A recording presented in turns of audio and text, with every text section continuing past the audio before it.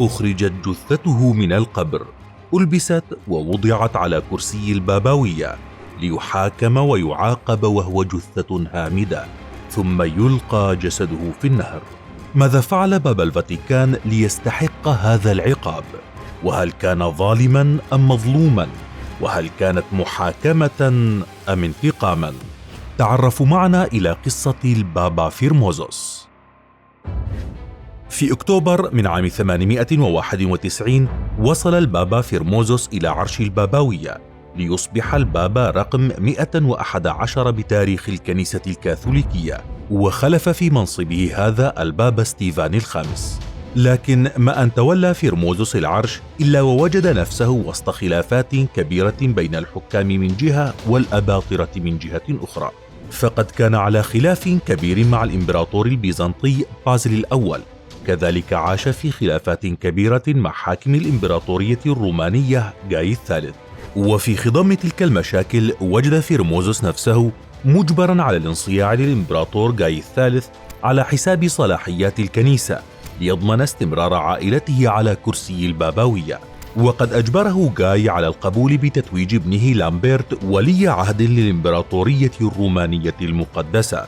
واستمر ضغط جاي على فيرموزوس وتدخله اللامحدود في أمور الكنيسة ليضيق الباب ذرعا بالإمبراطور ويتحرك للتآمر مع الملك الكارلونجي أرنولف ومساعدته في الزحف على إيطاليا لإنهاء حكم جاي الثالث. ثم استخدم سلطاته البابوية لتتويج أرنولف حاكما رمزيا للإمبراطورية الرومانية، لكن جاي تمسك بحكمه وحاول الدفاع عنه حتى وافته المنية في ديسمبر عام 894، فتولى ابنه لامبرت وزوجته مسؤولية الدفاع عن عرش إمبراطوريتهما المقدسة في مواجهة أرنولف الذي كان يسانده من داخل الإمبراطورية البابا فيرموزوس. محاكمة جثة.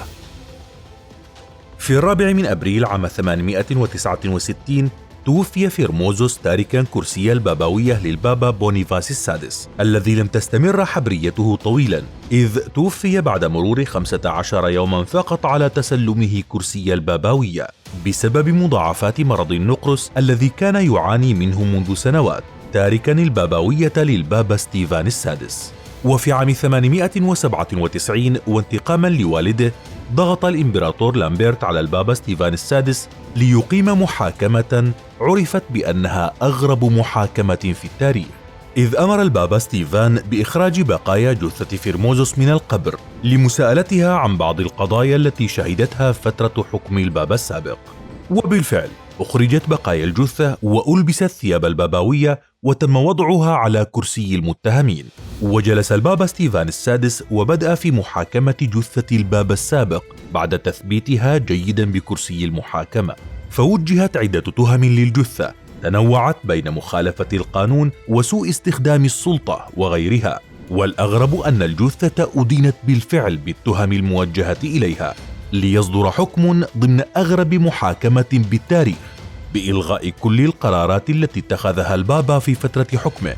ثم تم تجريد جثته من ثياب البابوية وقطع الأصابع التي كان البابا فيرموزوس يبارك بها القرارات، وهي 3 أصابع من يده اليمنى.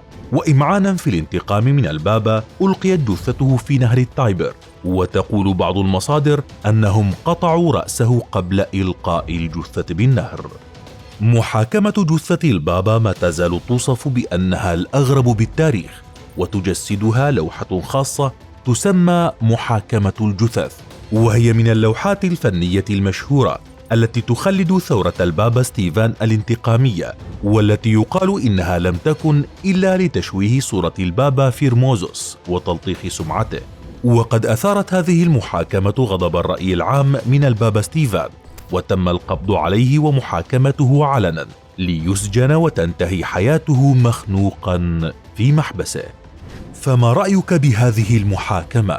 وهل سمعت بمحاكمات مشابهة جرت في التاريخ؟